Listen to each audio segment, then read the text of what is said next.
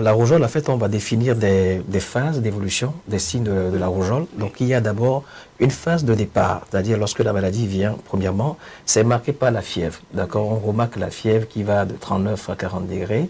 Et puis aussi, on peut trouver aussi auprès de l'enfant ou de la personne qui fait la maladie, ce qu'on appelle une conjonctivite, ce qui veut dire en fait des yeux rouges. D'accord, on va avoir des yeux rouges plutôt.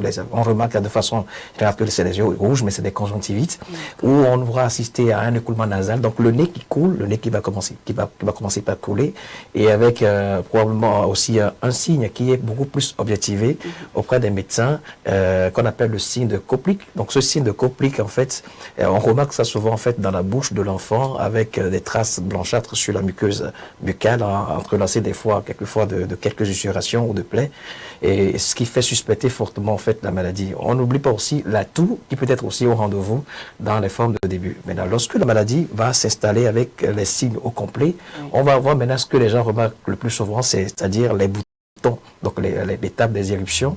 Donc ces boutons en fait vont commencer sur la peau claire comme étant une plaque rouge, d'accord, qui va commencer au niveau des oreilles, et puis va marquer beaucoup plus la face, et puis après il y a une progression sur tout le corps. Donc en termes médicaux, c'est beaucoup plus des éruptions beaucoup punctiformes avec de la caractéristique maculo-papuleuse, érythémateuse, ça c'est pour les médecins. Donc du coup, avec ces taches ou avec ces boutons déjà, on est arrivé à la phase d'état, la personne est en train de faire la maladie qu'on appelle la rougeole. D'accord. Alors, je l'ai dit, la rougeole peut avoir des complications. Ouais. Alors, docteur, dites-nous déjà, quand elle n'est pas prise en charge, on va dire, assez tôt, quelles sont les complications donc, de la rougeole? Oui, en fait, le problème, en fait, c'est pas le problème de la prise en charge très tôt qui fait éviter les complications, souvent.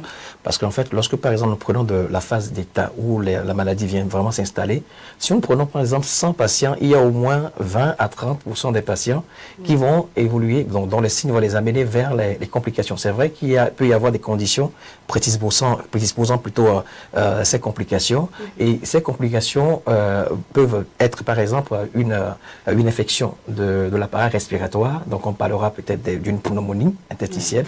D'accord? Donc, le poumon est infecté. Les structures de la gorge, à savoir la trachée et puis le larynx, donc, peuvent être infectés. On parlera de laryngite et puis de trachéite. On peut avoir une bronchite par infection des bronches.